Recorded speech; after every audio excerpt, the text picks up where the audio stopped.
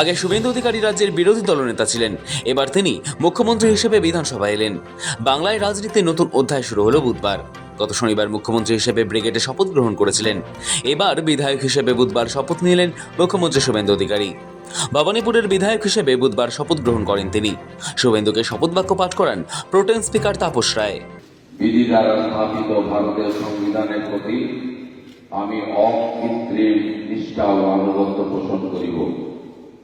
আমি ভারতের সার্বভৌমত্ব ও অখণ্ডতা রক্ষা করিব এবং যে কর্তব্যভার আমি গ্রহণ করিতে উদ্যত হইয়াছি তাহা নিষ্ঠাপূর্বক নির্বাহ করিব। এবারের বিধানসভা নির্বাচনে নন্দীগ্রাম ও ভবানীপুর দুই আসনেই লড়াই করেছিলেন তিনি। দুটি আসনেই জয়ী হন তিনি। সংবিধান অনুসারে একটি আসনে থেকেই তিনি বিধায়ক থাকতে পারেন।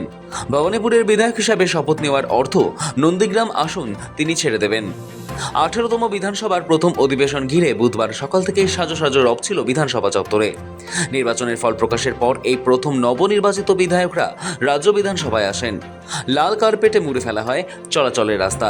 বিধানসভায় গাড়ি এসে পৌঁছানোর পরই অন্যান্য বিজেপি বিধায়করা মুখ্যমন্ত্রীকে অভিবাদন জানান। সোমবার শুভেন্দু অধিকারী নবান্নে গিয়েছিলেন, তাকে গার্ড অফ অনার দেওয়া হয়। বুধবারও বিধানসভায় রাজ্যের নতুন মুখ্যমন্ত্রীকে গার্ড অফ অনার দেওয়া হলো।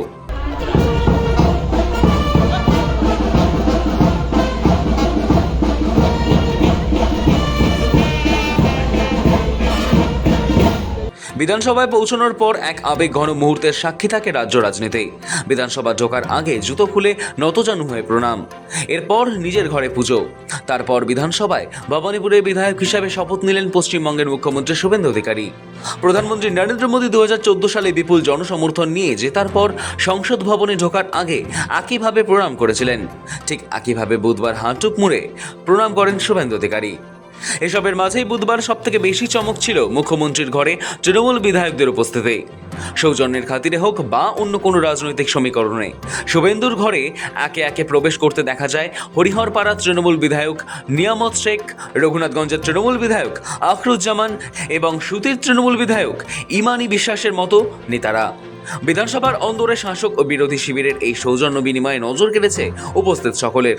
ঠিক 11:02 মুখ্যমন্ত্রী হিসেবে প্রথমবার বিধানসভার মূল অধিবেশন কক্ষে প্রবেশ করেন শুভেন্দু অধিকারী।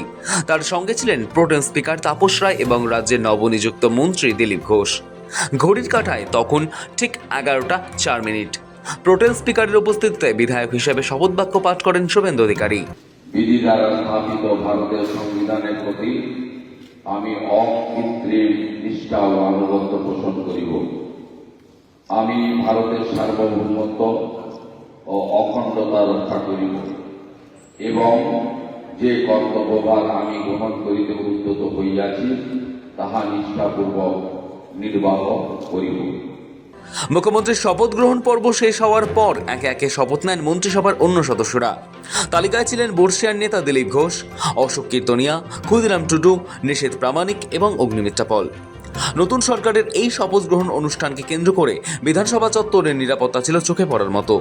রাজ্য বিধানসভা নির্বাচনে জয়ী বাকি বিধায়করাও ধাপে ধাপে নির্দিষ্ট সময়ের মধ্যেই শপথ গ্রহণ সম্পন্ন করেন। বাংলার প্রশাসনিক ইতিহাসে এক নতুন দিশা দেখাতেই যে এই সরকার বদ্ধপরিকর বুধবার অধিবেশনের মেজাজে তা স্পষ্ট হয়ে গিয়েছে। শফিক সান্যালের রিপোর্ট, সময় কলকাতা।